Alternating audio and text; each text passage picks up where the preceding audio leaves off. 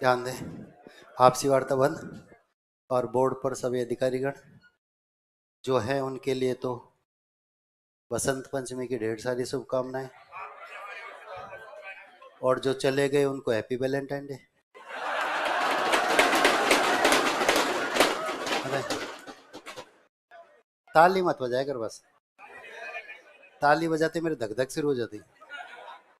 कौन सा त्योहार है जो ताली बजाकर मांगने वाले आए?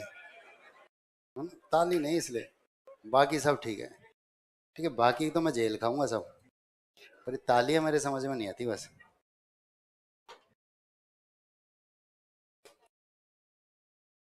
वर्ण, यही तो बताया था, सामान्य सा परिचय कराया था। हिंदी भाषा की वह छोटी से छोटी ध्वनि जिसके और अधिक टुकड़े न किए जा सके, वर्ण कहलाते, यही था ना। ठीक है, वर्णमाला में वर्णों की संख्या 44, वालपोथी देवनागरी हिंदी लिपि, और हमने 52 वर्ण गिने थे, इसके अलावा कुछ नहीं किया। ठीक है, आज से हम लिखने का काम भी करेंगे।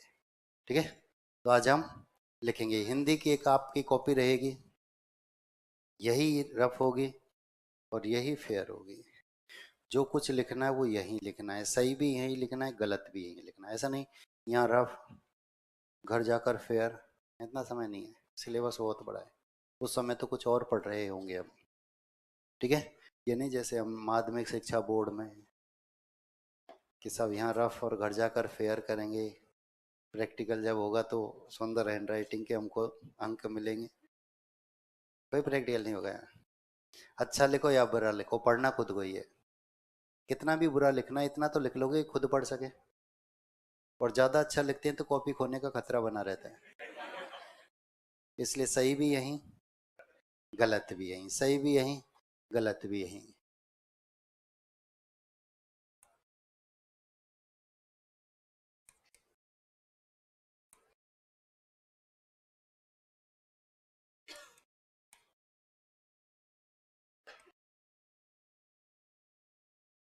दो शुद्ध हैं, दो अशुद्ध हैं।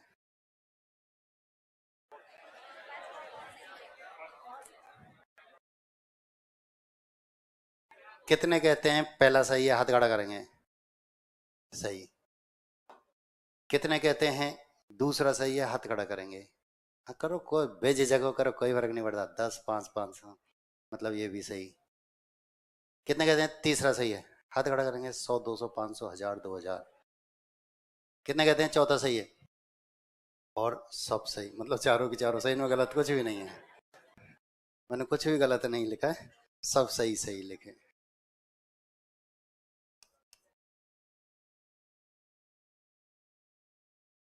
ये दोनों गलत हैं बीच वाले।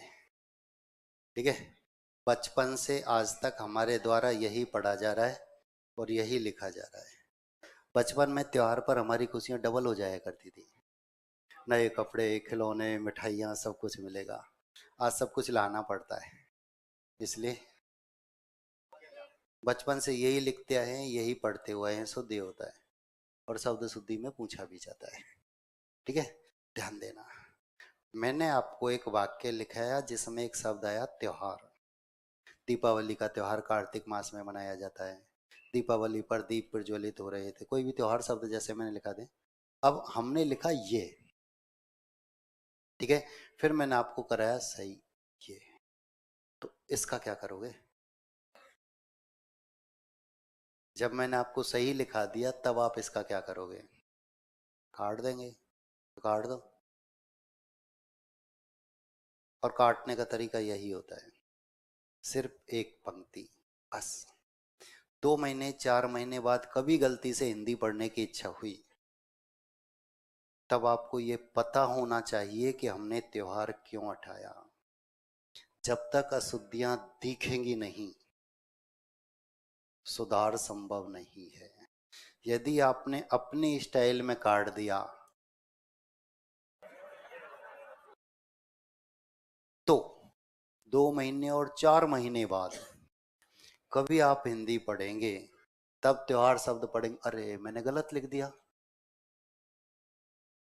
और 2 महीने बाद सही कर जाएंगे अपने स्टाइल में, गड़बड़ हो गया।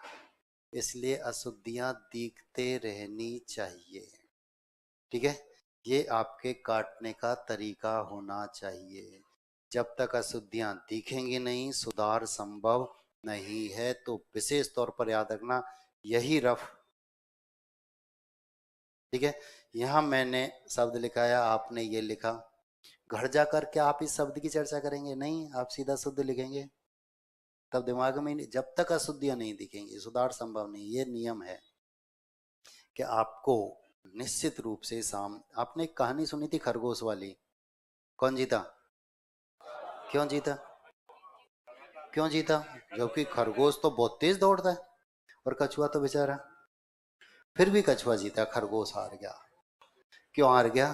क्योंकि उसको एक पेड़ मिला, उसकी ठंडी ठंडी छाव मिली, आराम किया। और कछुआ, अब जैसे ही खरगोश जागा और वह अपने स्थान पर पहुंचा जहां तक दौड़ लगानी थी, तो वहां उसने कछुआ को पहले ही पाया, और उसको अफसोस हुआ मैं हार गया। उसने कछुआ से कहा दोबारा दौड़ लगाते हैं। उसने कहा दोबारा दौड़। कछुआ कहता है ठीक है दोबारा लगाओ, और दोबारा खरगोश जीत गया, क्योंकि उसने पिछली गलती नहीं की। जब वह दौड़ लगा रहा था तो उसको वही पेड़ नजर आ रहा था, इस पेड़ की वजह से मैं पिछली बार हार गया था। मेरा सिलेक्शन इन गलतियों की वजह से पिछली बार नहीं हुआ था, ठीक है। ये गलती मुझे नहीं दोहरानी है। तो वे गलती आपको दिखती रहनी चाहिए, आपके सामने होनी चाहिए। तो जब तक अशुद्धियां दिखेंगी नहीं, उनमें सुधार संभव नहीं है। यदि हम वही अशुद्धि, वही गलती फिर दोहरा दें, खरगोश वहीं आकर फिर, चलो उस दिन तो 1 घंटे सोया था, आज 15 मिनट ही सोऊंगा, और खरगोश आएगा उसको तो फिर क्रॉस कर जाऊंगा, वही गलती दोहराता, फिर रह जाता, फिर रह जाता। और इस बार खरगोश जीत गया। धीरे धीरे धीरे धीरे कछुआ भी वहां पहुंच गया। कछुआ कहता है एक बार और दौड़ लगाई। खरगोश कहता तेरी मर्जी जितनी बार लगा, अब मैं गलती करूंगा ही नहीं। मेरे समझ में आ गया मैं जो गलती करता हूँ उनकी वजह से मैं हार गया था, अब मैं गलती नहीं करूँ, तेरी मर्जी जितनी बार दौड़ लगा। दौड़ शुरू होती है, वो कहता है इस रोड पर नहीं जाएंगे, इस पर जाएंगे। अब परिवर्तन, ठीक है, ये नहीं, ये रास्ता, ठीक है। किसी पर भी दौड़, क्या फर्क पड़ता है। अब दोनों ने दौड़ लगाई, आगे नाला आ गया, आगे नाला आ गया, खरगोश रुक गया, कछुआ पार, जीत गया। अब नाले कौन है? आपके मोबाइल में बैठे सभी प्राणी नाले, जो आपको रोकेंगे, जो आपको आगे नहीं बढ़ने देंगे, जो बार बार आपको डिस्टर्ब करेंगे, जो नहीं चाहते कि आप थानेदार बन जाएं, ठीक है। सब, अब जैसे मैं यहाँ हूँ और किसी का फोन बजता है, मैं पूछता हूँ, तो सबका एक ही जवाब होता है, घर से फोन आया था।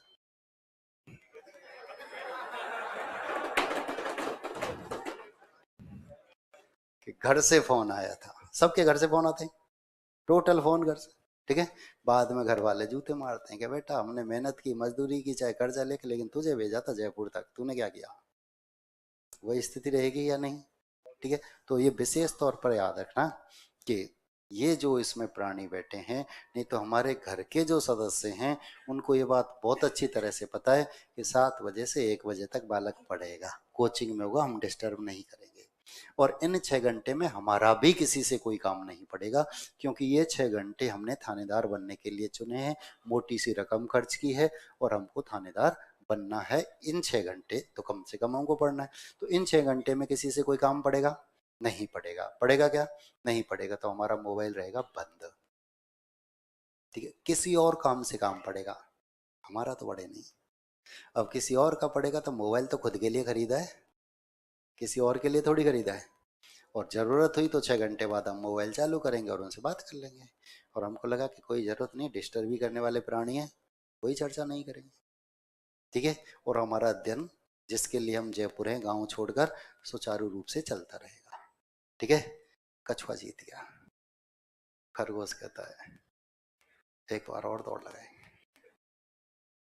एक बार और, लेकिन फ्रेंडली मैच, कोई हार जीत नहीं होगी, बसंत पंचमी का दिन है, कि ठीक है। अब क्या हुआ, दौड़ शुरू हुई तो खरगोश ने कछुए को अपनी पीठ पर बिठा लिया, दौड़ लगाई, नाला आया, कछुआ ने खरगोश को अपनी पीठ पर बैठा लिया और दोनों पार हो गए। अब ये कौन है? आपके मित्रगण, जो आपको और आप उनको थानेदार बनते हुए देखना चाहते हैं, जो आपकी दिन रात सहायता करेंगे, ठीक है, जिनसे आप ऐसे पढ़ाई कर सकें कि देख, तू चाहे कहीं रहता है, मैं चाहे कहीं रहता हूँ, कोई फर्क नहीं पड़ता। आज तेरे और मेरे पास एक टॉपिक है, पर्यायवाची। 20 पर्यायवाची तुझे पढ़ने, 20 मुझे पढ़ने। मैं तुझसे पूछूंगा, तू मुझसे पूछेगा, कब? जब खाना खाएंगे। मैं भी 1 बजे खाना खाऊंगा, तू भी 1 बजे खाना खाना। तू मुझसे पूछेगा तो मेरी कॉपी किताब बंद रहेंगी, मैं तुझसे पूछूंगा तो तेरी बंद रहेंगी, ठीक है। आपस में एक दूसरे से बोला हुआ, देखो, पढ़ा हुआ बहुत कम याद रहता है, लिखा हुआ ज्यादा याद रहता है, बोला हुआ हमेशा के लिए याद रहता है। अब बस में सफर कर रहे हैं, ट्रेन में सफर कर रहे हैं, तो पता नहीं क्या क्या लिखा पढ़ लेते हैं, याद रहता है क्या? नहीं रहता। वो तब पढ़ा तब तक याद था, फिर दिमाग से निकल गया। आप खुद की गाड़ी में सफर कर रहे हैं, आगे एक ट्रक जा रहा है, बहुत सुंदर सी शायरी लिखी हुई है, आपने पढ़ी और स्माइल भी की, यार रास्ता में क्या लिखा है, ठीक है, और तुरंत आपने डायरी निकाली और लिख लिया। नहीं तो आपने नहीं लिखा तो अगला ट्रक आया, पिछली भूल गए, अगला ट्रक आया, पिछली शायरी भूल गए, और आपने लिखी तो वो याद रहेगी। अब उस शायरी की चर्चा आपने अपने मित्रगणों से की कि मैं वहां गया था तब ये शायरी लिखी थी, क्या मस्त शब्द थे इसमें, और क्या चुनिंदा शब्दों का प्रयोग किया था, उसको आपने बड़ा चढ़ा के व्याख्या उसकी की, फिर हमेशा के लिए याद हो गया, फिर दिमाग से निकले ही नहीं। तो जब आपस में एक दूसरे से बोल कर पढ़ेंगे, आप एक दूसरे से प्रश्न पूछ कर आप पढ़ेंगे, हर टॉपिक पर आप चर्चा आपस में करेंगे, तो वह लंबे समय तक याद रहता है। इसलिए कोशिश करना कि चौथी जो रेस है उसके अंदर, स्प्रिंग बोर्ड में 3 छात्र एक साथ रहते थे, एक ही रूम में रहते थे, तीनों के तीनों एसडीएम। स्प्रिंग बोर्ड से ऐसे लाइन लगती है कि लाइन गई कहाँ है, कार्यालय में, सब गया वो, ऐसे सिलेक्शन होते हैं यहाँ से, वो एक दूसरे के साथ फिर, ठीक है। तो आप ये याद रखना। तो पिछली क्लास में हमने 52 वर्ण गिने थे, अब करेंगे लिखने का काम। आपकी यही रफ और यही फेयर होगी। आज आप नहीं लाए तो कोई बात नहीं, घर जाके लिख लेना, पर कॉपी एक ही बनाना। हिंदी की बड़ी सी एक कॉपी आपकी रहेगी, बहुत लिखाऊंगा, ठीक है, 28 के 28 बिंदु लिखाऊंगा, खूब लिखेंगे, खूब पढ़ेंगे, ठीक है।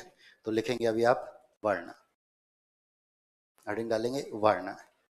जिन्होंने पहले लिख रखा है वो भी लिखेंगे, मिलाना नहीं है, कुछ भी लिखना है, याद रहेगा। जितना ज्यादा लिखेंगे उतने ज्यादा फायदे में रहोगे, ठीक है। देखो वर्ण, हिंदी भाषा की वह छोटी से छोटी ध्वनि, वर्ण लिखेंगे, हिंदी भाषा की वह छोटी से छोटी ध्वनि जिसके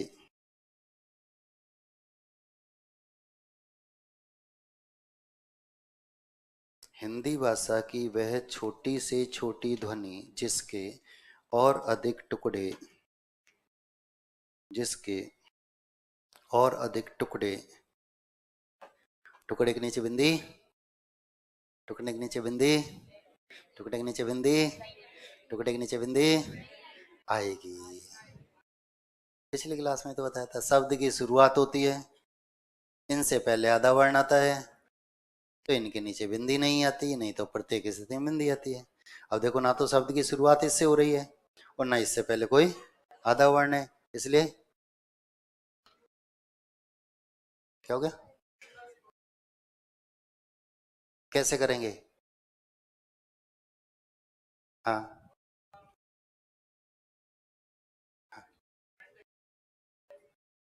तुम आगे नियम आएंगे ना उत्क्षिप्त वर्ण के, तब बताऊं, अभी हिंदी में कहावत है कि जो जल्दी में थे वे चले गए। ध्यान रखो, धीरे धीरे सब आ जाए, कुछ नहीं छोड़ू। अभी तो मैंने एक पंक्ति नहीं लिखाई, पूरी लिखाई क्या?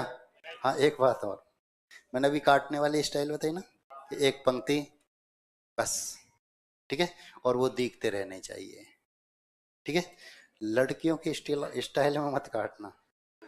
लड़कियां क्या करती हैं? वाइटनर, सबसे पहले इसे डस्टबिन में डाल देना, अगर आज ही खरीदा है तो भी डाल देना, क्योंकि ये सबसे बुरी बीमारी है जो हमारी गलतियों को पूर्ण रूपेण दिखने ही नहीं देती। ठीक है, इसलिए ये तो बिल्कुल किसी के पास होना ही नहीं चाहिए, कभी नहीं होना चाहिए। व्हाइटनर के लिए कोई जगह नहीं है, इसको बिल्कुल हटा देना आप। ये आपकी पूरी अशुद्धि को बिल्कुल दबा देगी और फिर कभी याद भी नहीं आने दे, और गलती एग्जाम हॉल में फिर आप दोहरा दोगे। इसलिए विशेष तौर पर याद रखना, व्हाइटनर होना ही। गलत लिख दिया कोई बात नहीं, एक लाइन लिखो फिर आगे बढ़ जाओ, फिर एक काटो फिर आगे बढ़ जाओ, ठीक है, लेकिन लिखो।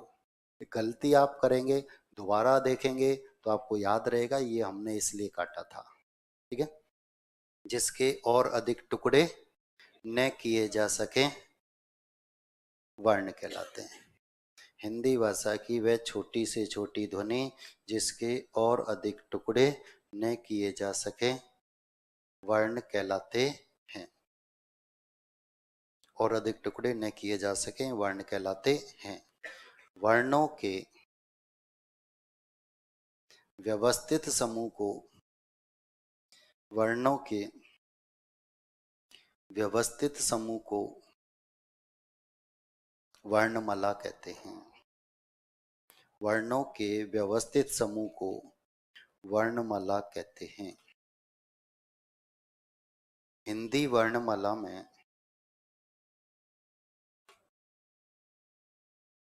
हिंदी वर्णमाला में वर्णों की संख्या 44। हिंदी वर्णमाला में वर्णों की संख्या 44। हिंदी बाल पोथी में 49। हिंदी बाल पोथी में 49 तथा देवनागरी हिंदी लिपि में हिंदी बाल पोथी में 49 तथा देवनागरी हिंदी लिपि में 52 होती है।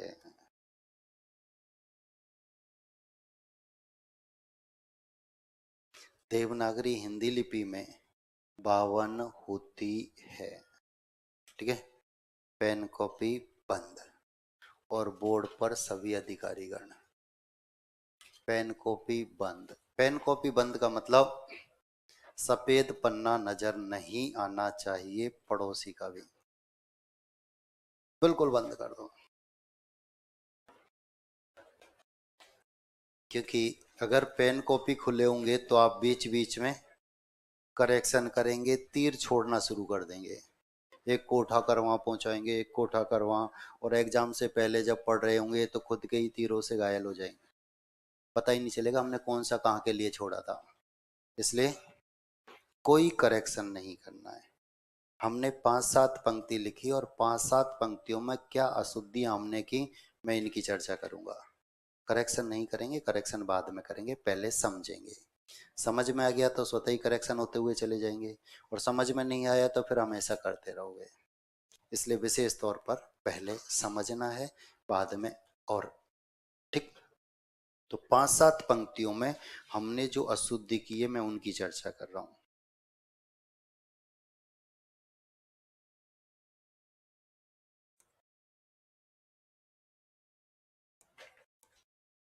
एक वचन, बहुवचन सिलेबस में है, आगे चर्चा करेंगे डिटेल से, तो अभी मैं सामान्य बात बता रहा हूँ।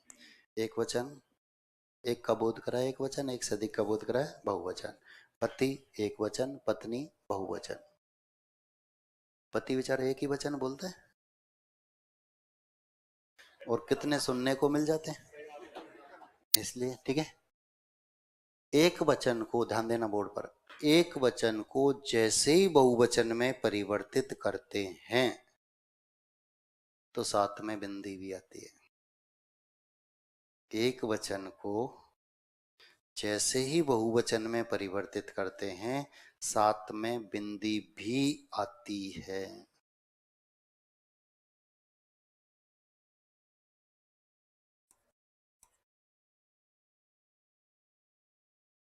वर्ण, वर्णों, एक वचन को बदला बहुवचन में। कोई करेक्शन नहीं करना है, इसलिए मैंने कहा है शब्द, शब्दों। एक वचन को बहुवचन में परिवर्तित किया जा रहा है, साथ में बिंदी आ रही है। ये जो बिंदी है ये वास्तविक स्थिति में चंद्र बिंदु होता है, स्थान अभाव की वजह से बिंदु लगाया जाता है। यदि ऊपर पर्याप्त स्थान होता है तो चंद्र बिंदु लगाते हैं, और ऊपर पर्याप्त स्थान नहीं होता तो सिर्फ बिंदु लगाकर अपना काम निकाल लेते हैं।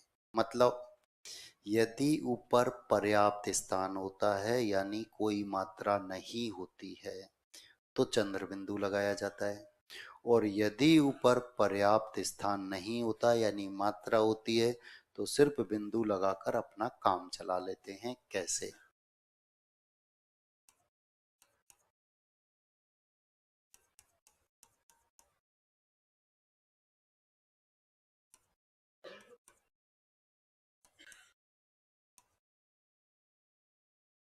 ऊपर पर्याप्त स्थान है, कोई मात्रा नहीं है, चंद्र बिंदु लगाया।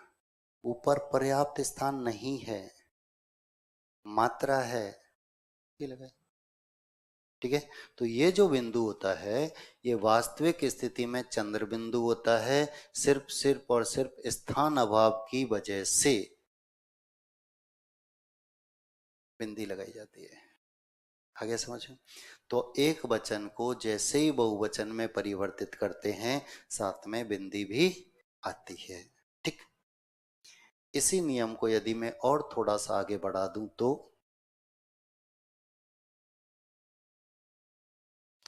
ता और ती के साथ है में बिंदी नहीं आती, ते के साथ हमेशा है में बिंदी आती है।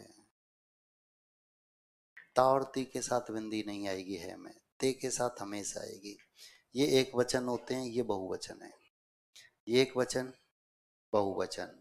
पढ़ता है, पढ़ती है, पढ़ते हैं, लिखता है, लिखती है, ये बहुवचन है। खाता है, खाती, खाते।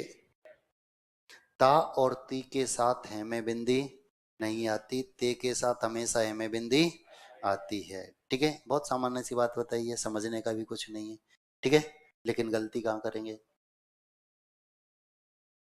ते में बिंदी लगा देंगे और कहेंगे साहब आपने ही कहा था। क्योंकि हिंदुस्तान में गलती हमेशा सामने वाले की होती है, खुद की कभी नहीं होती है। क्या वेदों में ही नहीं लिखा है ऐसा तो कि खुद की गलती रहेगी? ठीक है, एक बालक कहता है सर नमस्ते, कि नमस्ते बेटा, क्या कबाड़े की दुकान खोल ली? कि हाँ साहब आपने ऐसा ही पढ़ाया था। तो गलती हमेशा सामने वाले की होती है। बालक फेल हो गया, पूछा भाई फेल क्यों हुआ? इस मास्टर की वजह से हो गया, इसने नहीं पढ़ाया। एक का सिलेक्शन हो गया, एसटीएम बन गया। कैसे? इन सर ने पढ़ाया था। अब सर ने तो दोनों को ही पढ़ाया था। ठीक है, तो गलती हमेशा सामने वाले की होती है, खुद की कभी नहीं होती। तो हम क्या गलती करेंगे कि ते में बिंदी लगा देते हैं, जबकि बिंदी, ठीक है, ता और ती के साथ है में बिंदी नहीं आती, ते के साथ हमेशा है में बिंदी आती है। ता और ती के साथ भी है में बिंदी आ सकती है यदि हमारा कर्ता बहुवचन बन जाता है तो। बहुवचन करता है और वाक्य खत्म हो रहा है, ता है ती है।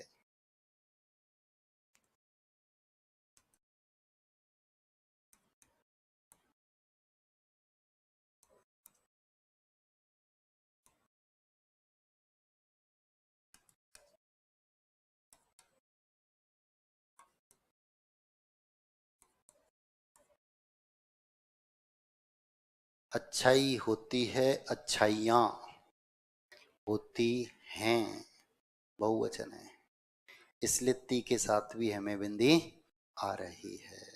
ठीक है, बहुत कम परिस्थिति ऐसी होती है, बहुत कम वाक्य ऐसे देखने को मिलते हैं। यदि हम 250 शब्दों का कोई निबंध लिख रहे हैं तो मुश्किल से पूरे निबंध में 2 वाक्य आपको ऐसे देखने को मिलेंगे, अन्यथा नहीं मिलेंगे, बहुत कम होते हैं। इसलिए हम कहते हैं कि ता और ती के साथ है में बिंदी, ते के साथ हमेशा है में बिंदी। ठीक है, ये स्थिति स्पष्ट हुई। अब एक नियम स्वतः ही सामने आ रहा है कि एक वचन को जैसे ही बहुवचन में बदल रहे हैं तो अंतिम मात्रा छोटी हो रही है। एक वचन को जैसे ही बहुवचन में बदलते हैं तो अंतिम मात्रा अच्छाई, एक वचन है बड़ी है, बहुवचन बना दिया अच्छाइयाँ, तो ई छोटी हो गई। एक वचन को जैसे ही बहुवचन में परिवर्तित करते हैं अंतिम मात्रा छोटी हो जाती है।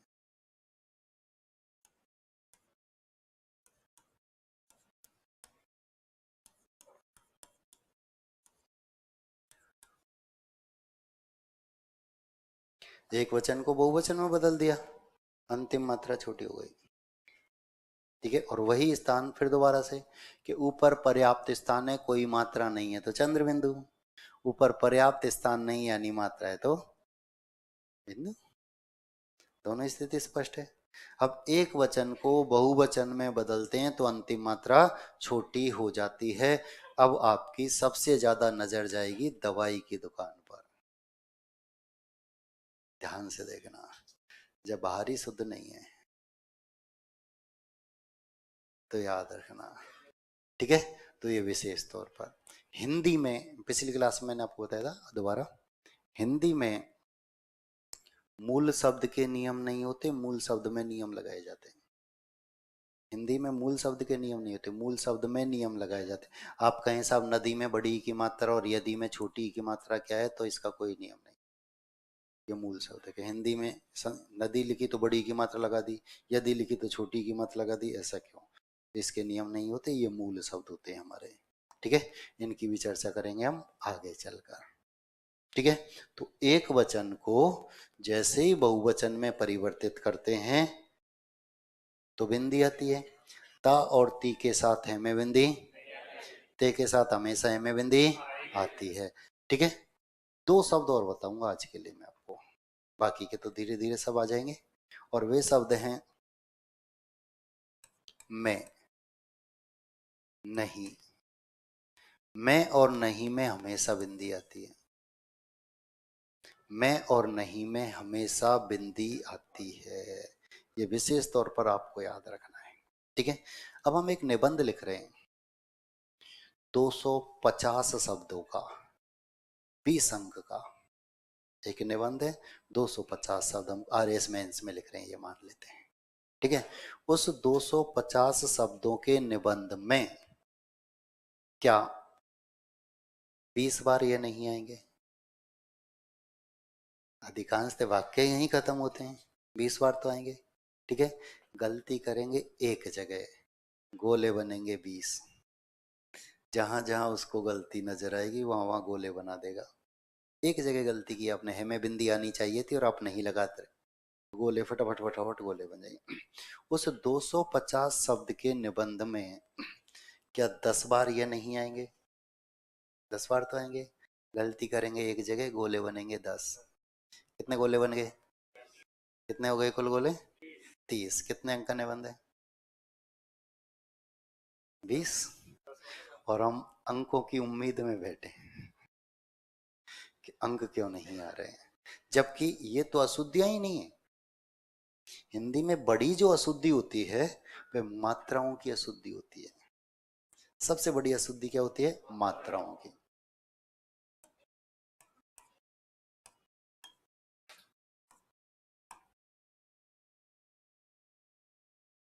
हम छोटी की जगह बड़ी मात्रा लगा गए, छोटी की जगह बड़ी, तो अर्थ का ही अनर्थ हो गया।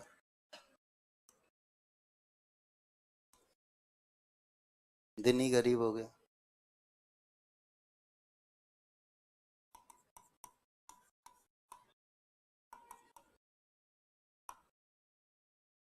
छोटी हरी, बड़ी, सिर्फ एक मात्रा की वजह से सखी शत्रु बन गई, सिर्फ एक मात्रा की वजह से। और जब हम 8वीं क्लास में पढ़ते थे और मात्रा की वजह से जब अध्यापक अंक काट लिया करता था तो हम उसे खड़ूस बताते थे। कितना खड़ूस है, मात्रा की वजह से नंबर काट लिया, छोटी जगह बड़ी तो लगाई, कम तो नहीं लगाई, ज्यादा तो लगाई, फिर भी नंबर काट लिया, जबकि पता नहीं अर्थ के अनर्थ हो गए इन मात्राओं की वजह से। तो इसे हम बोलते हैं शब्द युग्म। सम श्रुति भिन्नार्थक शब्द। सम यानी समान, श्रुति यानी सुनने में समान है, लेकिन कैसे? भिन्नार्थक, जिनके अर्थ अलग अलग हैं, जिनके अर्थ अलग अलग हैं, वे क्या है? भिन्नार्थक। ऐसी अशुद्धियां होती हैं ज्यादा तो। ठीक है, तो याद रखना ये हमारे लिखने का तरीका रहेगा। अब आप दोबारा से अपनी कॉपी खोलें, मैं बोलूंगा आप मिलाते हुए चलेंगे। मैं बोलूंगा आप मिलाते हुए चलेंगे। वर्ण, हिंदी भाषा की वह छोटी से छोटी ध्वनि जिसके और अधिक टुकड़े न किए जा सकें, वर्ण कहलाते, वर्ण कहलाते, लगा हुआ है मैं बिंदी, वर्ण कहलाते हैं। हो गया। आगे आपने लिखा है वर्णों के, आपने लिखा वर्णों, तो बिंदी लगाओ। वर्णों के व्यवस्थित समूह को, वर्णों के व्यवस्थित समूह को वर्णमाला कहते, फिर हमें बिंदी लगाओ, कहते हैं। हिंदी वर्णमाला में,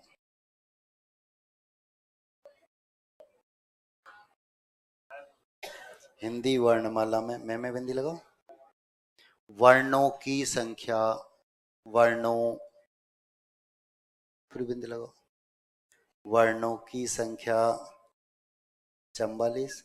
हिंदी बाल पोथी में, फिर मैं बिंदी लगाओ, हिंदी बाल पोथी में 49, तथा देवनागरी हिंदी लिपि में, फिर मैं बिंदी लगाओ, देवनागरी हिंदी लिपि में 52 होती है, होती है, कोई बिंदी नहीं है। 5-7 पंक्ति, 5-7 अशुद्धियां, क्या बचा? मैथ का पेपर देकर बालक प्रसन्नचित्त मुद्रा में घर पहुंचा। पिताजी ने पूछा पेपर कैसा हुआ? कि बहुत अच्छा, मजे आ गए, झक्कास। ठीक है, कि कुछ छूटा तो नहीं? कि नहीं। कि सही बता? एक छूट गया। कुछ गलत तो नहीं हुआ? कि नहीं। कि सही बता? कि एक गलत हो गया। प्रश्न कितने पूछे? 2। बचा ही क्या फिर?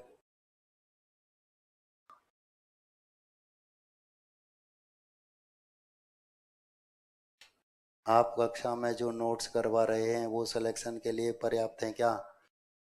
हाँ, ये प्रश्न क्या? अब ये प्रश्न क्या? आप उतना तैयार करेंगे तो भी बेड़ा पार हो जाएगा। ठीक है, ऐसे प्रश्न में एक बैठा था नीचे, एक बार सर आप जो पढ़ाओगे उसमें से आ जाएगा?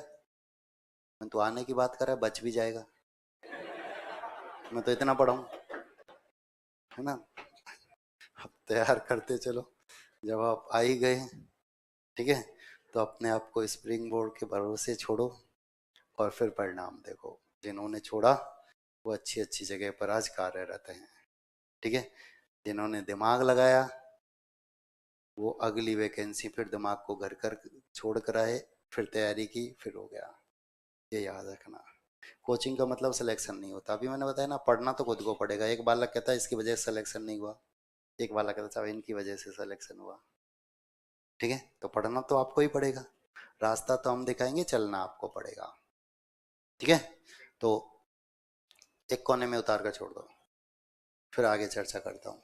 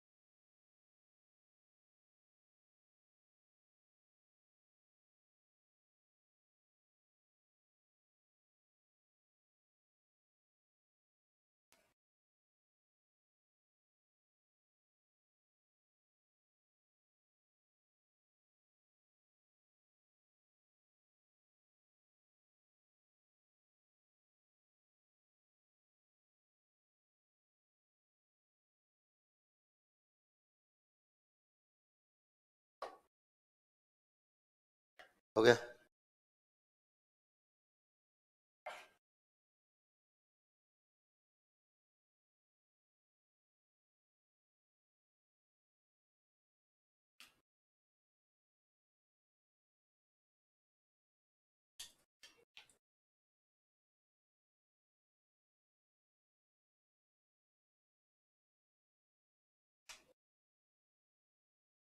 हेडिंग डालेंगे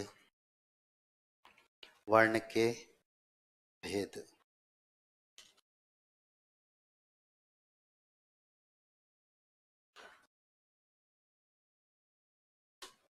हेडिंग डालेंगे वर्ण के भेद और पेन कॉपी बंद।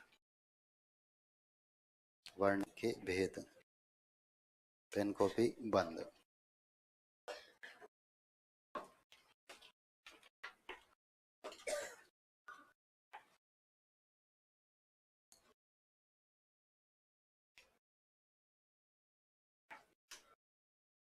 बोर्ड का काम हो गया ना? बोर्ड पर है क्या अभी भी कोई?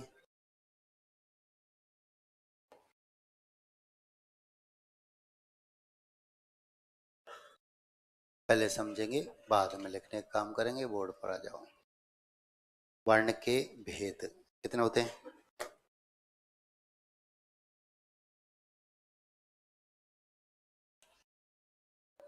पहला स्वर और दूसरा, कई बार प्रश्न पूछा जा चुका है वर्ण के भेद। ठीक है, और अधिकांशतः गलत कर कर आते हैं। कारण सिर्फ इतना सा कि हम वर्ण और व्यंजन दोनों को एक समझ जाते हैं, जबकि दोनों में बाप बेटे का रिश्ता है। ये पिताजी हैं, इसकी ये दो संतान है। ठीक है, वर्ण के दो भेद हैं।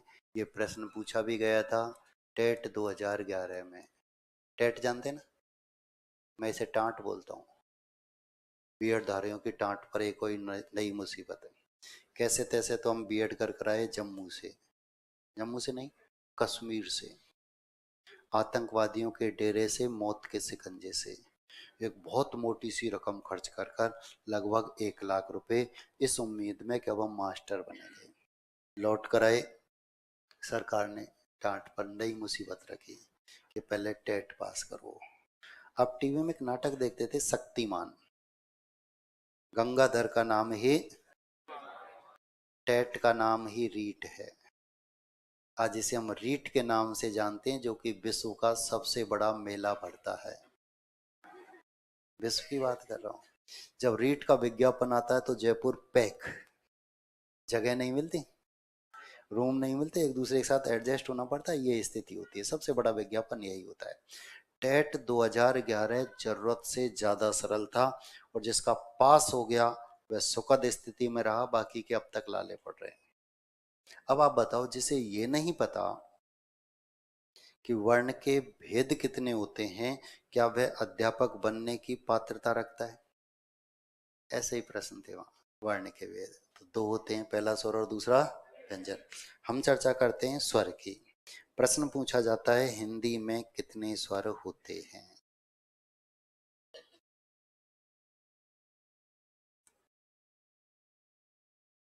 और ये 4 ऑप्शन आते हैं। और ये जो 4 ऑप्शन होते हैं हमारे उत्तर के बहुत करीब होते हैं, तभी हम कंफ्यूज होते हैं। ये भी हो सकता है, ये भी हो सकता है, ये भी हो सकता है, ये भी हो सकता है। 5 इसलिए कि अंग्रेजी में स्वरों की संख्या, हम जो अंग्रेजी में 5 है, हिंदी में भी इतनी होगी। 10 इसलिए कि मात्राओं की संख्या 10 होती है। 11 इसलिए कि सही है। और 13 इसलिए कि संस्कृत में स्वरों की संख्या 13 होती है। हम सोचे अब संस्कृत में 13 है, हिंदी में भी इतनी होगी, क्योंकि हिंदी की उत्पत्ति। ठीक है, कभी प्रश्न पूछा जाता है स्वरों की संख्या, कभी प्रश्न पूछा जाता है मात्राओं की संख्या। गलती से प्रश्न आया मात्राओं की संख्या, तब भी हम 11 करते हैं। हम सोचते हैं जितने स्वर उतनी मात्राएं, क्योंकि स्वर की ही तो मात्रा हुआ करती है। जबकि ए एक ऐसा स्वर है जिसकी कोई मात्रा नहीं होती, बाकी के सबकी मात्रा होती है। इस प्रकार स्वरों की संख्या 11 और मात्राओं की संख्या 10 होती है। ठीक है, तो कभी प्रश्न आया स्वरों की संख्या, कभी प्रश्न आया मात्राओं की संख्या। और ये प्रश्न हमें ऐसे कंफ्यूज करता है जैसे राष्ट्रगीत और राष्ट्रगान। चटर्जी कहाँ जुड़े हुए हैं? टैगोर जी का। याद नहीं रहता। गलती से प्रश्न आए राष्ट्रगान, तभी हम चटर्जी के पास भागते हैं। हम सोचते हैं राष्ट्रगान तो रोजाना विद्यालय में, अब इतना सरल थोड़ी पूछेगा कोई हमसे। जबकि प्रश्न सरल भी आते हैं तो कठिन भी आते हैं, दोनों तरह के प्रश्न एग्जाम हॉल में पाए जाते हैं। ठीक है, तो प्रश्न पूछा जाता है स्वरों की संख्या 11 है, मात्राओं की संख्या 10। एक स्वर जिसकी कोई मात्रा नहीं है, ठीक है, किसे कहते हैं? स्वर। वे वर्ण जिनका उच्चारण स्वतंत्र रूप से किया जा सके या अन्य किसी वर्ण की सहायता के बिना जिनका उच्चारण किया जा सके, स्वर कहलाते हैं। कितने होते हैं? 11। ए, आ, ई, ई, उ, ऊ, री, ए, आई, ओ, औ। अरे 11 हो गए। यदि इनकी हम मात्रा व्यक्त करें तो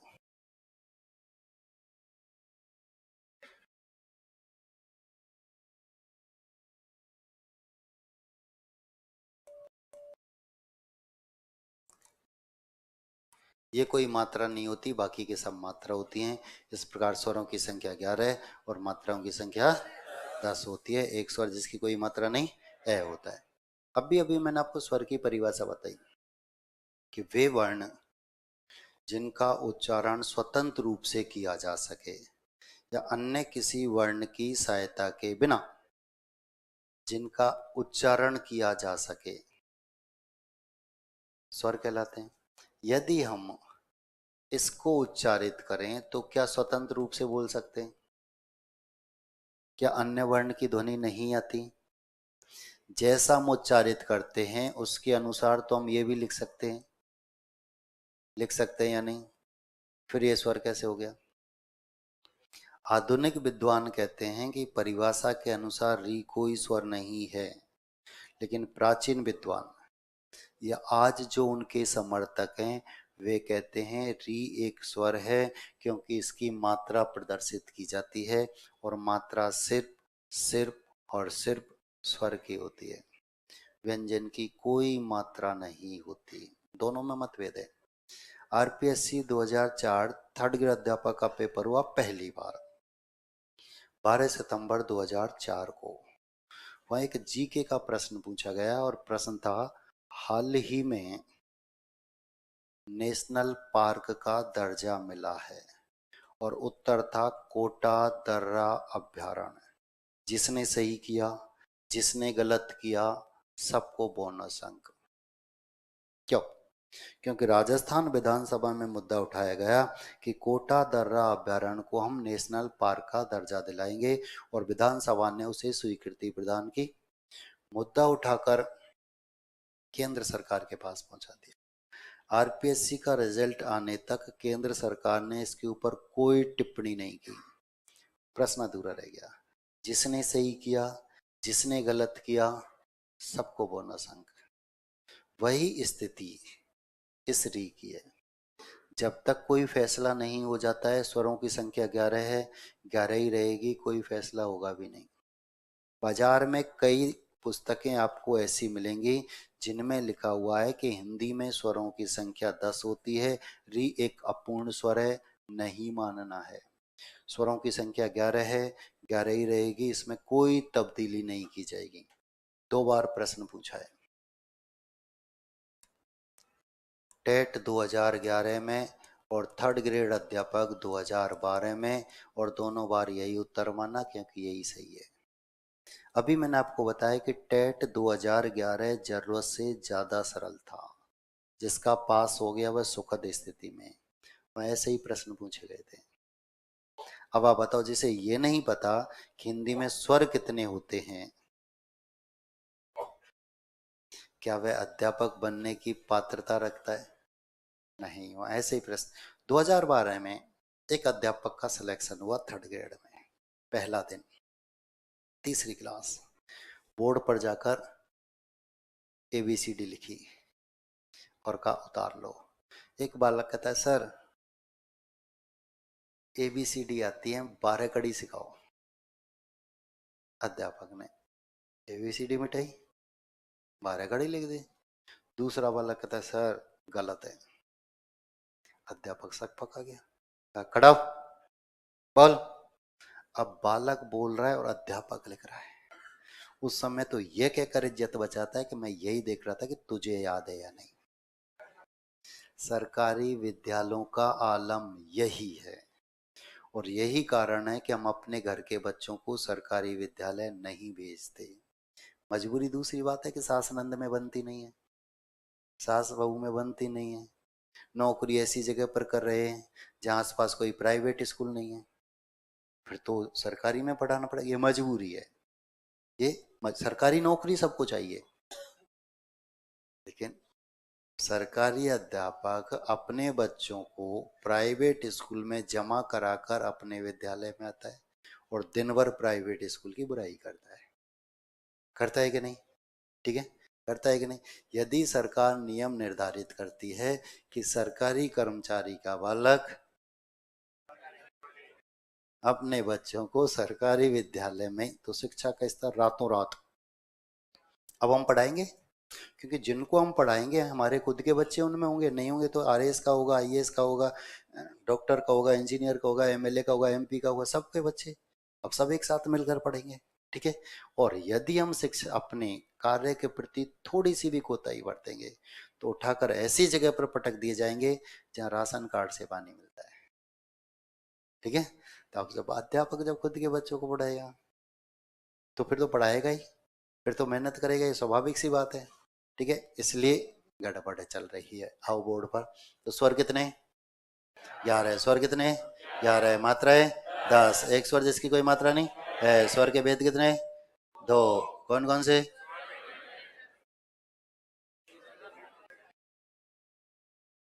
प्रश्न का उत्तर जल्दी देने से सिलेक्शन नहीं होता, सही देने से होता है, याद रखना। ये गड़बड़ी भी करते हो। 2 आंखें मैंने बताया, एक आंख प्रश्न पढ़ती है, दूसरी ऑप्शन प्रश्न पूरा पढ़ा भी नहीं के उत्तर पर टूट पड़े। गड़बड़ी ये हमेशा रहती है, ये हमेशा हमारे साथ है। हम जल्दबाजी में होते हैं, हड़बड़ाहट में। हर एग्जाम हॉल में 2-3 प्रश्न तो हड़बड़ाहट की वजह से गलत हो जाते हैं, जल्दबाजी की वजह से गलत हो जाते हैं। एग्जाम हॉल से बाहर निकलकर गलती का एहसास भी हमें तुरंत हो जाया करता है।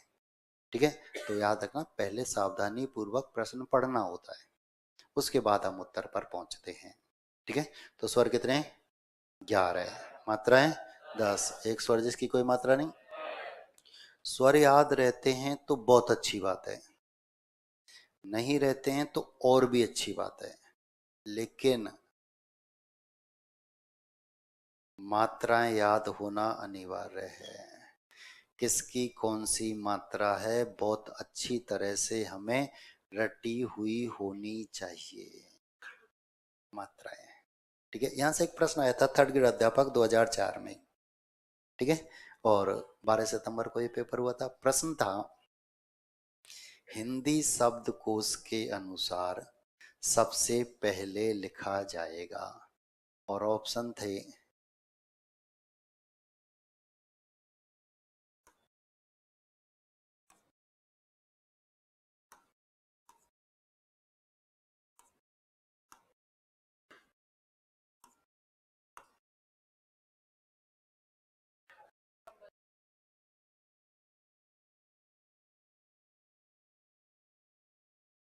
अब ये प्रश्न आपके सामने आया तो आपको कैसा लगा? नया प्रश्न आया है जो कि 20 साल पहले पूछा जा चुका है।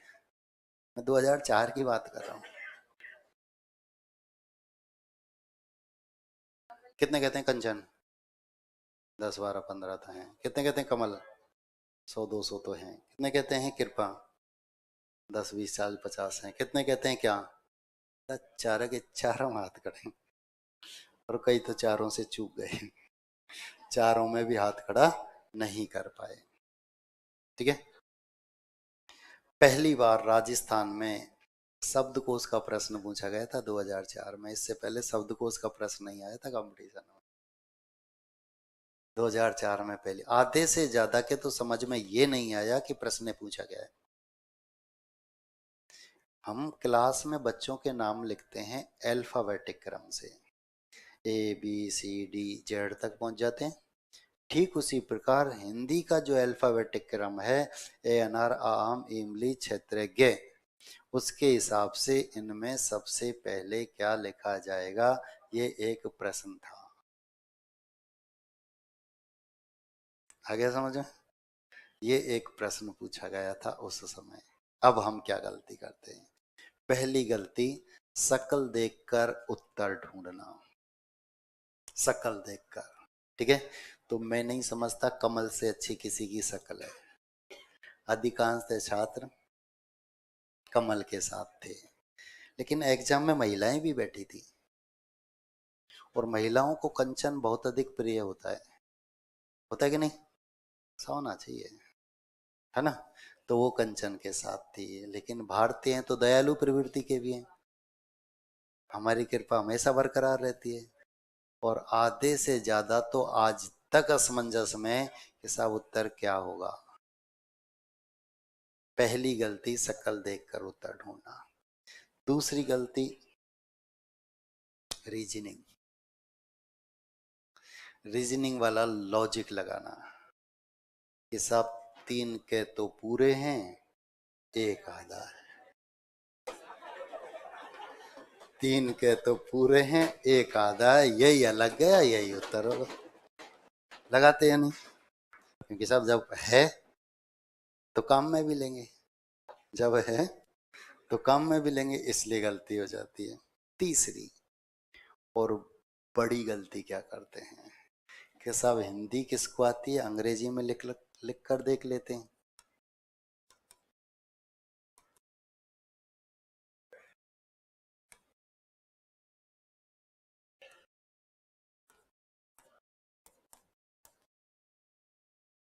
और हमको इनको इंग्लिश में लिख देते हैं, और फिर अल्फाबेटिक क्रम से देख लेते हैं कि के सब में कॉमन है, हटा दो,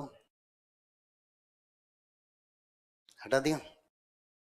अब शब्द की शुरुआत होती है AARY, ये स्वर है, ए पहले आता है RY, इसका मतलब ये उत्तर नहीं होगा, इनको हटा दो। इन दोनों की चर्चा करें, ए दोनों में कॉमन है। M पहले आता है कि N, और उत्तर हो गया कमल। इत्तेफाक से सही हो सकता है। यदि आप वास्तविक स्थिति में उत्तर पर जाना चाहते हैं तो आपको इन्हें हिंदी में ही खोलना पड़ेगा, ठीक है? हम सही उत्तर पर, ये देख मधुर ध्वनि है ना, बंद करो ये, बिल्कुल गला दबा दो इसका, गिर गिर गिर गिर कर रह जाए, ठीक है? अब बोल पा, अब आपको इन्हें हिंदी में खोलना पड़ेगा। कंचन शब्द को ऐसे भी लिखा जाता है। क्यों लिखा जाता है इसकी डिटेल बताऊंगा जब व्यंजन पढ़ेंगे, अभी आप सिर्फ मान के चलेंगे। मैं इसके अनुसार एक बार खोल देता हूं। के में ए है, ये आधा है, चे में ए है, ने में ए है, खोल दिया। इसको खोल देते हैं, के में ए है, में ए है, ले में ए है, खोल दिया। के बाद क्या आएगा?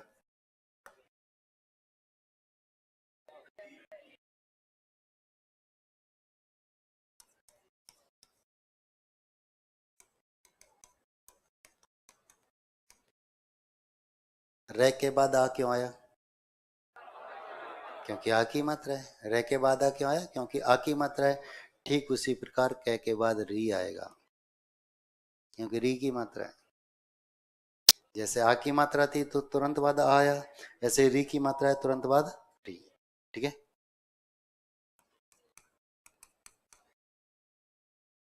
ठीक है, इससे आप खोलेंगे।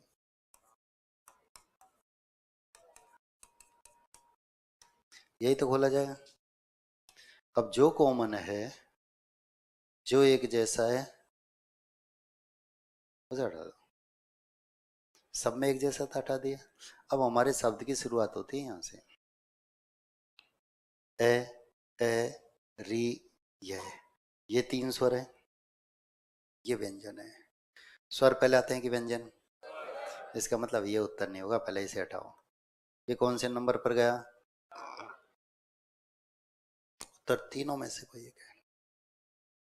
अब हम तीन की चर्चा कर लेते हैं। ए री। ए पहले आता है कि री? ए पहले आता है, री बाद में आता है, इसका मतलब ये उत्तर नहीं होगा। ये कितने नंबर पर? उत्तर दोनों में से कोई एक है।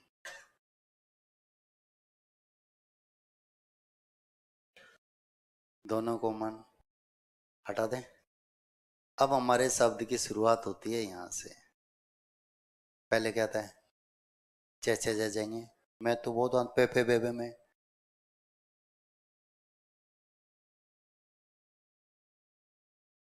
शक्ल देखकर उत्तर पर पहुंच ही नहीं पाते। और आगे जब हम शब्दकोश की शुरुआत करेंगे तो शब्दकोश की शुरुआत ही अनुस्वार से होती है, यदि आप में से सीधा सीधा खोलते हैं तो। आगे चर्चा करेंगे। अब उत्तर निकल कर क्या आया? कंचन। उत्तर निकल कर क्या आया? जिसकी शक्ल देखकर हम उत्तर पर ही नहीं पहुंच पाए, वही गड़बड़। अब यहाँ प्रश्न जो पूछा गया तो वो इसलिए कि हम क्या करते हैं, क के बाद ए लिख जाते हैं।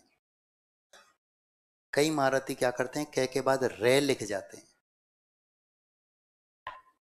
इसलिए गड़बड़ हो जाए, जबकि ये रे है ही नहीं, ये री है, ये री की मात्रा है। इसलिए ये उदाहरण था वहां पर, री की वजह से ये उदाहरण पूछा गया था। ठीक है।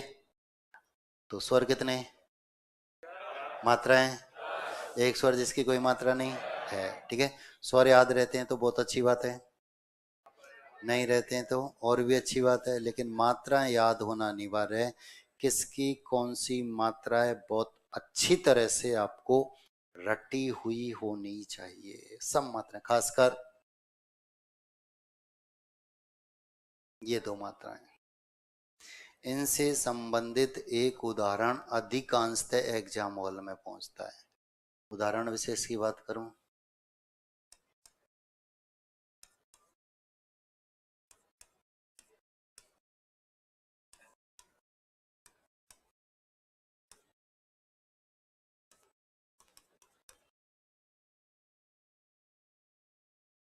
प्रश्न आता है वर्तनी के अनुसार शुद्ध शब्द है। कौन सा शब्द है? हम क्या गलती करते हैं, छोटी एक मात्रा बड़ी है दो मात्रा, छोटी एक मात्रा बड़ी है, जबकि ए के ऊपर कोई मात्रा नहीं, आई के ऊपर एक मात्रा है। दोबारा,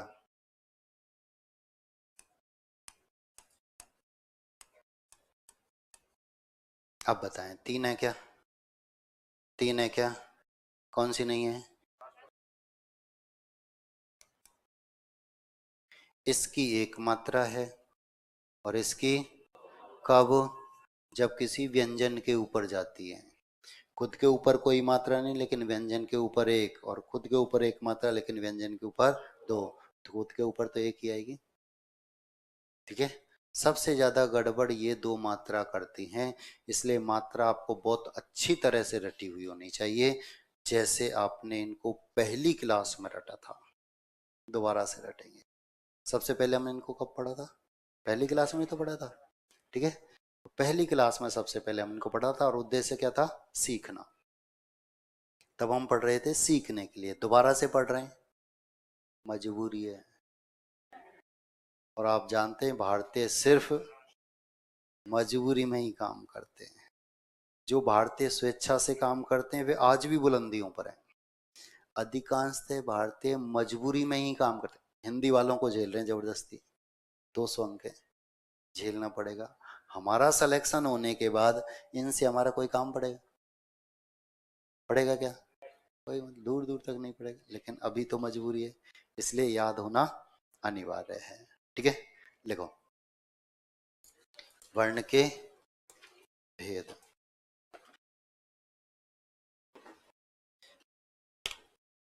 वर्ण के दो भेद होते हैं।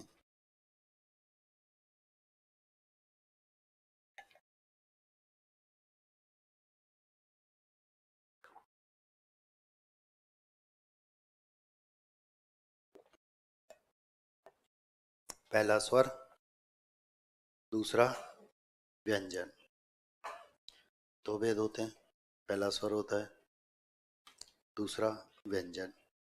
हेडिंग डालेंगे स्वर,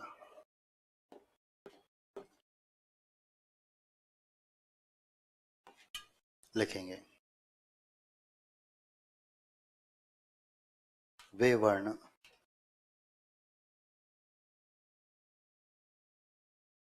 हेडिंग डालेंगे स्वर डैश करके लिखें, वे वर्ण जिनका उच्चारण,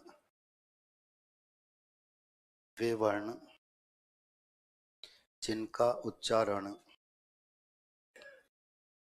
स्वतंत्र रूप से किया जा सके, वे वर्ण जिनका उच्चारण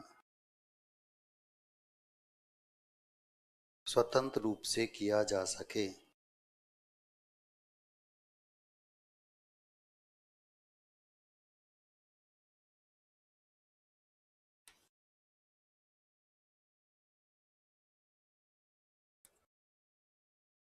रूप में बड़े ऊ की मात्रा आती है, रूप में बड़े ऊ की मात्रा आती है। आज भी हम इस असमंजस में रहते हैं कि रे में छोटे ऊ और बड़े ऊ की मात्रा आती कैसे है, रे में छोटे ऊ और बड़े ऊ की मात्रा लगाते कैसे हैं। आज भी हम ये छोटे ऊ की मात्रा है, ये बड़े ऊ की मात्रा है, इसमें घुंडी होती है, इसमें नहीं होती। याद रखना दोनों में अंतर है, दोनों में अंतर है। यहां से एक प्रश्न आया था पटवार मेंस 2016 में और आरएस मेंस 2018 में। 2016 में जो पटवारी था 2018 में एसडीएम हो गया। अब फर्क इतना सा था, उनके सामने ऑप्शन थे, हमारे सामने ऑप्शन नहीं होते हैं। और प्रश्न क्या था, तद्रूप संधि विच्छेद कीजिए।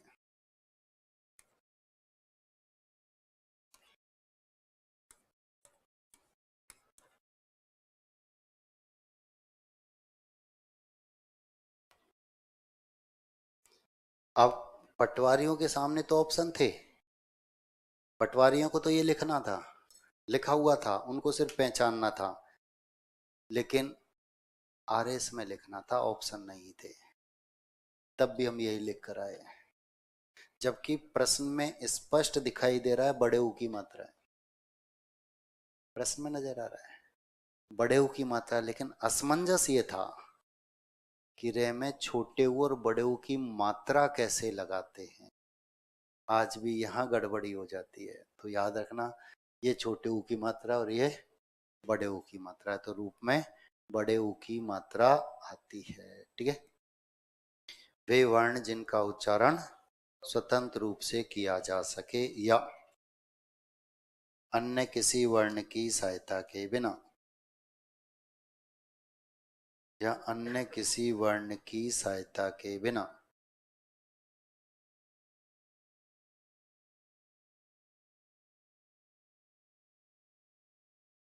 जिनका उच्चारण किया जा सके, जिनका उच्चारण किया जा सके स्वर कहलाते हैं।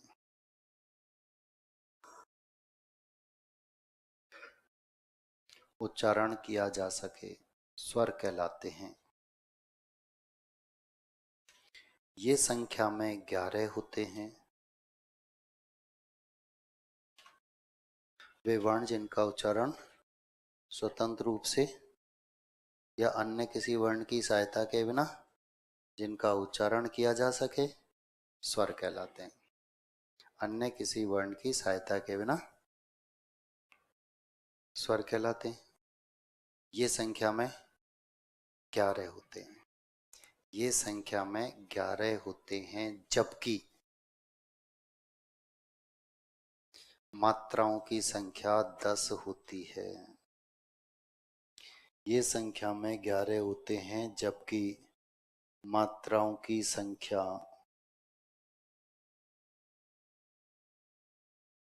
10 होती है।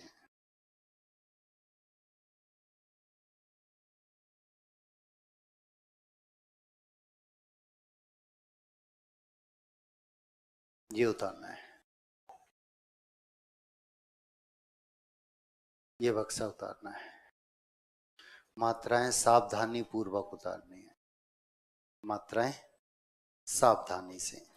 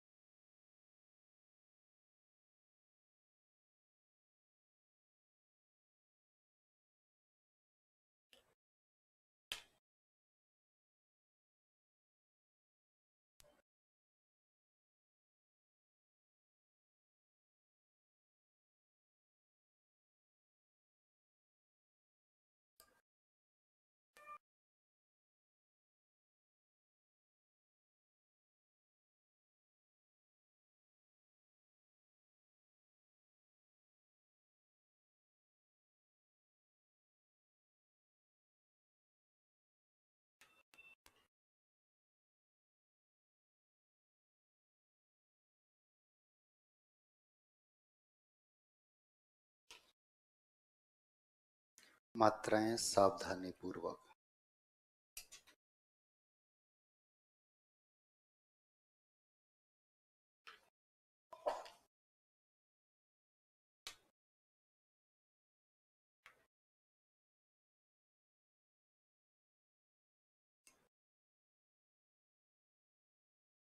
हो गया?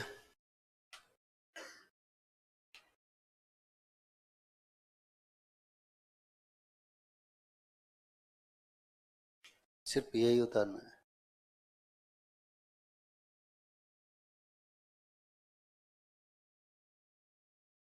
कोई भी एक वर्ण उठाओ, कोई भी लो, और सबको हम लिख देते हैं, ध्यान दो।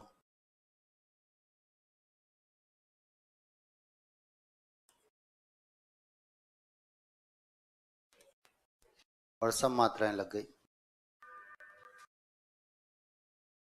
अब ये मात्राओं का स्थान है, आगे पीछे ऊपर नीचे कहीं भी आ सकती है। मात्राओं के स्थान है आगे पीछे ऊपर नीचे कहीं भी हो सकती है।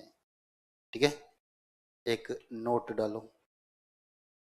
नोट को हिंदी में बोलते हैं, नोट को हिंदी में बोलते हैं, नोट को हिंदी में बोलते हैं, नोट को हिंदी में बोलते हैं टिप्पणी।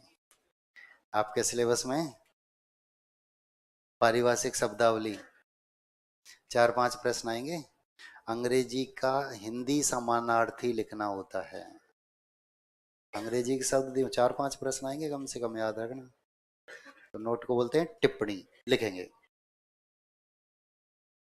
टमाटर वाले टे में छोटी की मात्रा लगा, एक पे आधा लिख, एक पूरा लिख। लिखोगे कि नहीं?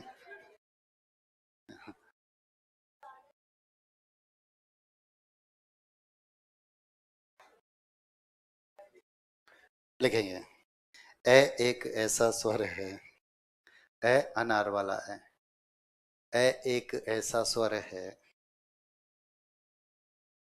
जिसकी कोई मात्रा नहीं होती है। ए एक ऐसा स्वर है जिसकी कोई मात्रा नहीं होती है।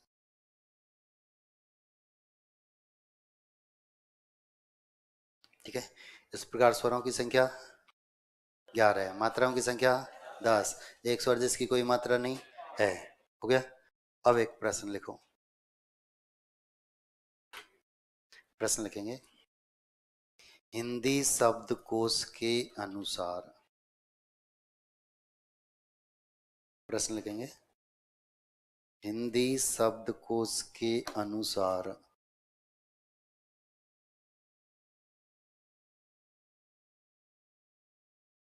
सबसे पहले लिखा जाएगा। हिंदी शब्दकोश के अनुसार सबसे पहले लिखा जाएगा।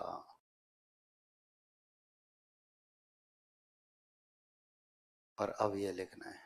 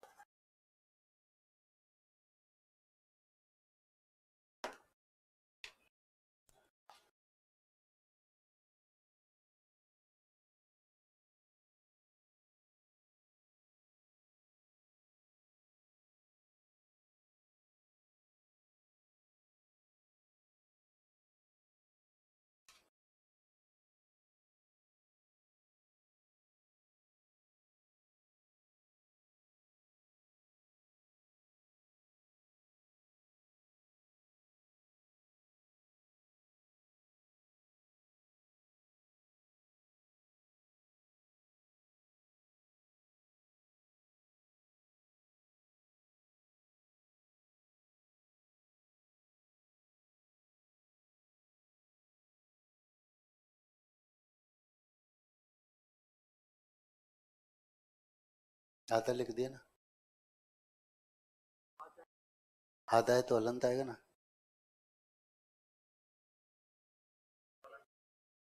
आगे बताऊंगा, एक बार लिखो। अभी तो जैसे जैसे लिखा लिख सकते हो लिख डालो, लेकिन जब नियम आ जाते हैं उसके बाद शुद्ध लिखना शुरू कर देना, ठीक है। जैसे जैसे जैसे अब हमने लिखा ता ती के साथ है, ते के साथ है ना। जो हम चर्चा एक वचन को बहुवचन में बदल रहे हैं, तो ये नियम जिनकी चर्चा हो चुकी है उनकी तो पालना शुरू कर दो, बाकी का धीरे धीरे सब सामने आ जाएंगे।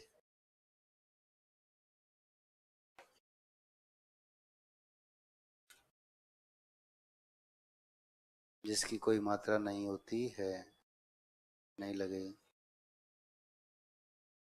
हो गया, बोर्ड पर है कोई, लिखो स्वर के भेद।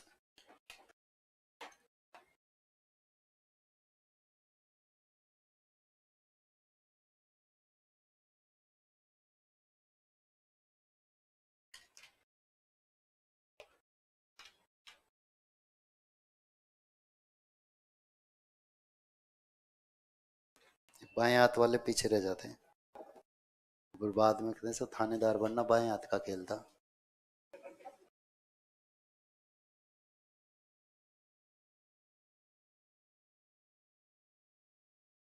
स्वर के भेद, यही करना था ना।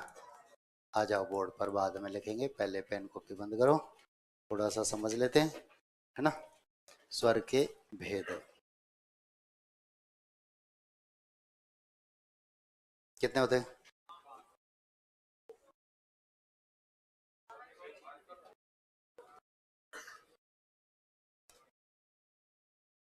पहला होता है ह्रस्व स्वर, दूसरा होता है,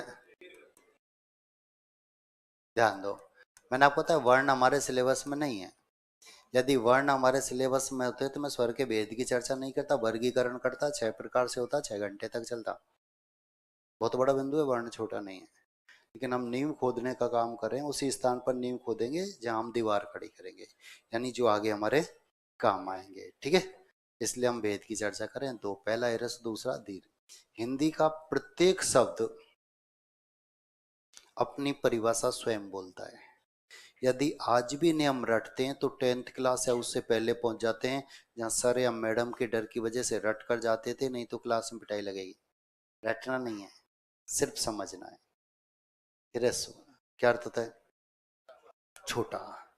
इनका जब हम उच्चारण करते हैं तो अल्प समय, बहुत कम समय, यानी 1 इकाई के बराबर समय लगता है, ह्रस्व स्वर कहलाते हैं। और 4 होते हैं, ए ई उ री, 4 होते हैं।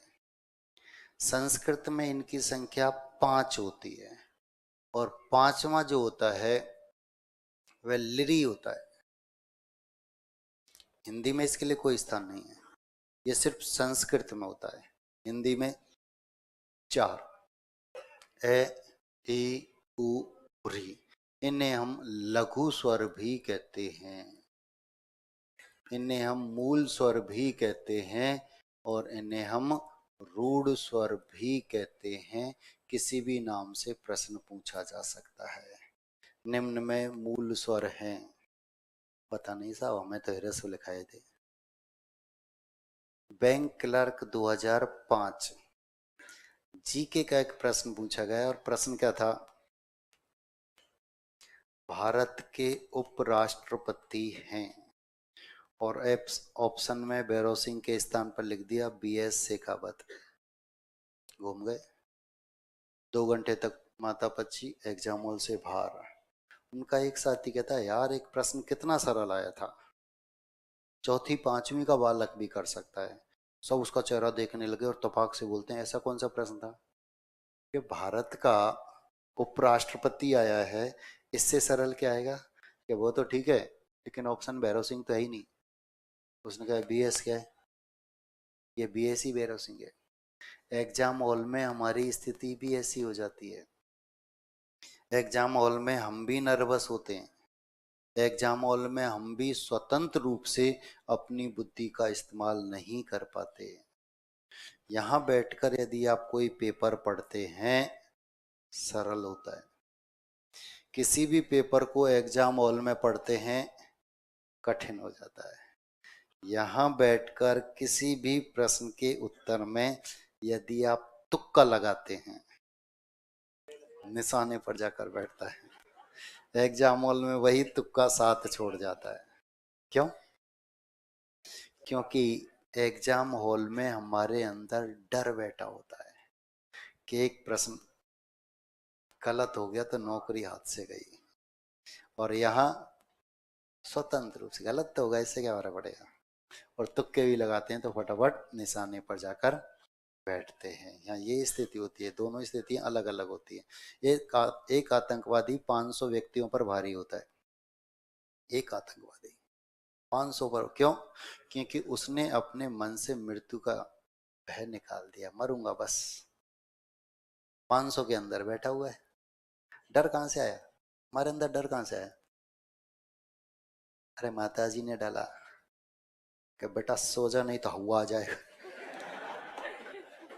और ये हवा आज तक आया नहीं, लेकिन डर बैठ गया और ये हुआ आज तक दिमाग से नहीं निकला, है ना। यही तो गड़बड़ होती है सबसे ज्यादा, यही गड़बड़ होती है। ठीक है, तो याद रखना, देखो बुद्धि सब में बराबर है, सब बराबर इसे काम में भी लेते हैं, लेकिन क्षेत्र बदल जाते हैं। कोई किस क्षेत्र में लगाता है, कोई किस क्षेत्र में, कोई किस क्षेत्र में। जो जिस क्षेत्र में अपनी बुद्धि को ज्यादा लगाता है उसी क्षेत्र में आगे बढ़ता हुआ चला जाता है। उदाहरण के लिए मैं आपको बता दूं, अब्दुल कलाम पूर्व राष्ट्रपति, अपनी पूरी की पूरी बुद्धि शिक्षा के क्षेत्र में लगाई, बहुत आगे गए, एक सफल वैज्ञानिक के रूप में हम उन्हें जानते हैं, देश के सर्वोच्च पद तक पहुंचे। जब उन्होंने राष्ट्रपति पद की शपथ ली तो मीडिया ने पहला प्रश्न पूछा, आपने शादी क्यों नहीं की? और उनका जवाब था, समय नहीं मिला। शादी करने के लिए समय नहीं था। जिस दिन उनका माड़ा था शादी से एक दिन पहले, उसी दिन उनके पास सूचना आई कि आपका मिसाइल छोड़ा जा रहा है, आ जाओ। शादी छोड़ गए, मिसाइल छोड़ा, सर्वोच्च पद तक पहुंचे। जब वो मरे थे तो अगले दिन आपने अखबार में पढ़ा होगा कि पूरे कार्यकाल में 2 ही अवकाश थे, माता पिता के निधन पर, उसके अलावा कोई अवकाश उनके जीवन में नहीं था, और सर्वोच्च पद तक। दूसरे उदाहरण की बात करूं, सचिन तेंदुलकर 10वीं फेल, एक बार में 10वीं नहीं हुई थी, पूरी की पूरी बुद्धि क्रिकेट के क्षेत्र में लगाई, बहुत आगे गए, हिंदुस्तान में भगवान का दर्जा प्राप्त है। बुद्धि दोनों में बराबर है। इन्होंने शिक्षा के क्षेत्र में लगाई, बहुत आगे गए, इन्होंने क्रिकेट के क्षेत्र में लगाई, बहुत आगे गए। हम सब ऑलराउंडर होते हैं। ऑलराउंडर को हिंदी में क्या बोलते हैं? हर फन मौला, प्रत्येक कार्य में दक्ष, कुछ भी करवाओ सबसे आगे। सोना है सबसे ज्यादा, घूमना है सबसे ज्यादा, मोबाइल चलाना है सबसे ज्यादा, पढ़ना है आंकड़े अधूरे। जब से आपने होश संभाला है, 8वीं क्लास की बात बता रहा हूं, तब से समय सारणी बन रही है। इतने घंटे पढ़ेंगे, इतने घंटे खेलेंगे, इतने घंटे टीवी देखेंगे, इतने घंटे सोएंगे। बन रही है नहीं? सिर्फ पढ़ने के समय में ही कटौती हुई, बाकी के सब बढ़ते चले गए, और आज तक भी ये स्थिति कायम है या नहीं? आज तक भी यही चला रहा है। तो हमारे पास पढ़ने के समय नहीं, बाकी बहुत समय हमारे पास होता है।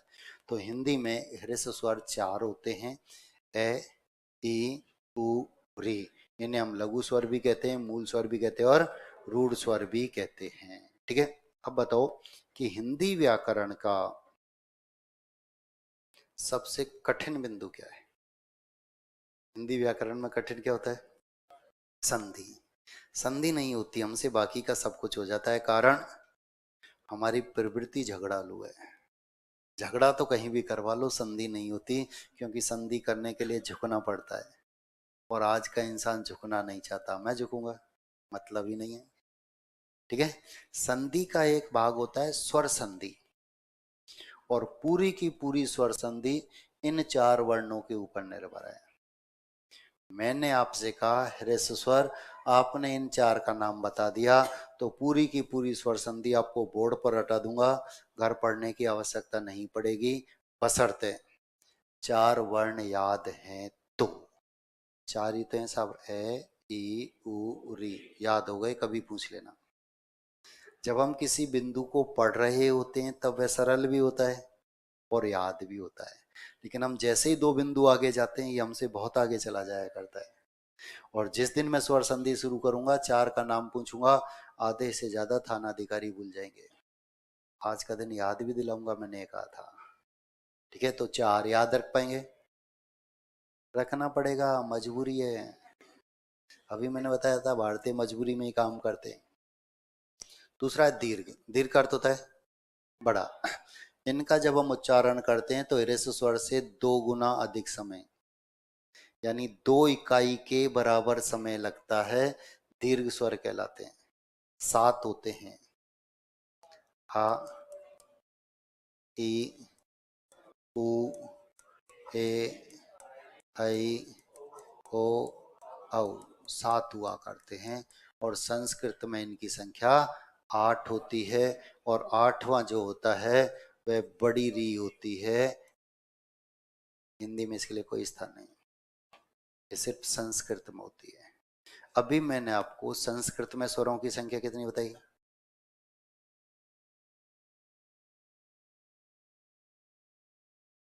तेरह। 7 और 4, हिंदी में 11 ही होते हैं। ठीक है, दीर्घ स्वर 7 होते हैं, आ ई उ ए ऐ ओ औ। इन्हें हम गुरु स्वर भी कहते हैं, इन्हें हम संधि स्वर भी कहते हैं, और इन्हें हम यौगिक स्वर भी कहते हैं। किसी भी नाम से पूछा जा सकता है। ठीक है, अब याद रखने का काम आपका है। आगे जब हम संधि पढ़ेंगे तो मैं आपको लिखाऊंगा, लिखो ह्रस्व स्वर। अब कौन कौन से अब याद होने चाहिए। अब आप ये नहीं कहेंगे सब 15-20 साल पहले पढ़े थे। अब तो आप साथ साथ पढ़ते हुए चलें। जब कुछ आता था ना कोचिंग में तो क्या पूछते, सर जीरो से शुरू करना। हमें तो कुछ नहीं आता, तो हिंदी में जीरो तो यही है ना।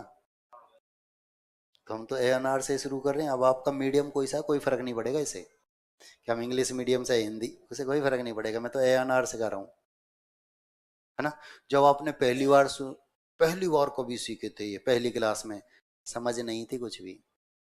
आज तो है, तो अपेक्षाकृत जल्दी से सीखेंगे हम, जल्दी समझेंगे, जल्दी याद हो जाएंगे नहीं उस बालक की तुलना में जो पहली क्लास में पढ़ रहा है। तो हम तो यहीं से शुरू कर रहे हैं। हमने तो पहली बार ही आज पढ़े हैं, ये मानेंगे इंग्लिश मीडियम वाले कि हमने आज पहली बार पढ़े और यहीं से हमको शुरू करना है, और आगे जैसे जैसे बताए जाए वैसे वैसे तैयार करते हुए चले जाना, सब मीडियम खत्म हो जाएंगे। ठीक है, लिखें, देखो। स्वर के भेद। स्वर के दो भेद होते हैं, दोनों नाम बोर्ड पर जैसे लिखे हैं वैसे आप उतारेंगे।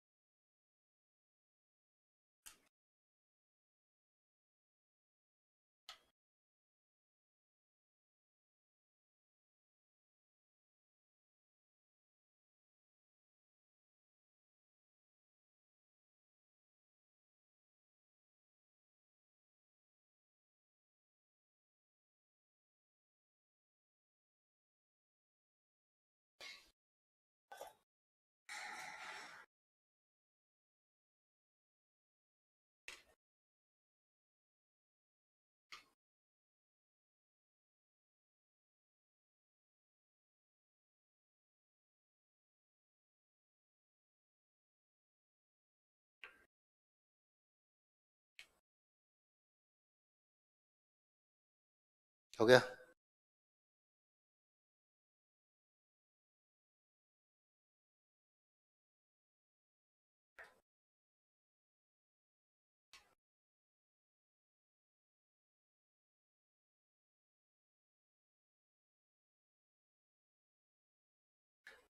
लिखता रहे, रुक मत, गलत और लिखता है तो। अब बोर्ड पर देख कैसे ही लिखा हुआ है ना। फिर बाद में से कहेगा सर आपने पहले तो ये लिखाया था, अब ये बता रहे हो, है ना। कभी कभी हम बोर्ड से भी गलत उतार लेते हैं, और फिर मेरी तो गलती रहेगी। हो गया? हेडिंग डालो व्यंजन।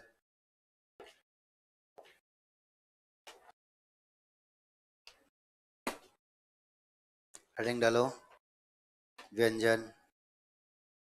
किसे कहते हैं? पकवान। अरे व्यंजन पकवान नहीं बोलते क्या? तो वही तो बता रहा हूँ, व्यंजन किसे कहते हैं। और पकवान बातों से बनते क्या? हाथों से बनते। बनते ना।